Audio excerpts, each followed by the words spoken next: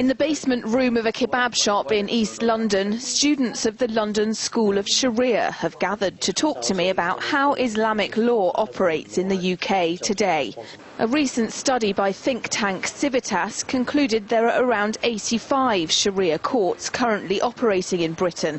Anjem Chowdhury sits in judgment at one of them. We're a service free of charge to the Muslim community as a reference point for Islamic matters in marriage, in divorce, in partnership and company disputes, for inheritance matters, for people who want to become Muslim, and general advice and rulings. If somebody lost a finger because he was hit by somebody unnecessarily, then he deserves the equivalent of 10 camels, and whatever that may be in sterling.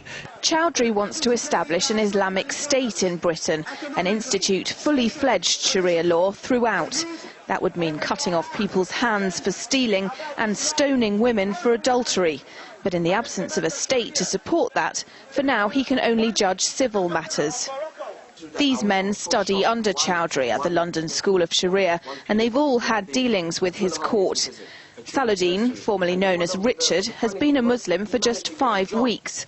Chowdhury provided him with a certificate of conversion. I would discuss with Anjem and various other brothers how I came about becoming a Muslim and why I'm a Muslim and what it is that I believe. And then I'd do your Shahada to confirm that that is what you believe.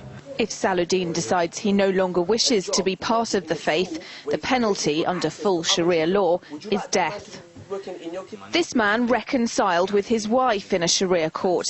He says it's a more selfless system of decision-making. We refer to Almighty Allah in all of our rights, and obviously we go there not being biased towards Muslims, but rather wanting to follow the Sharia, and obviously whatever, even if it's in my favour, in favour of my wife, we submit to that. Sharia law has been operating here in parallel to the British legal system since 1982, but think tanks worry about coercion when it comes to women submitting to judgment in Islamic courts. There are many women working on the front line of domestic violence issues, honour-related violence, people who run shelters, who would attest to the fact that many people that they see do not go to these courts voluntarily, and that they're forced by either the men in their family or in their community. And this is a very, very serious issue and needs to be addressed.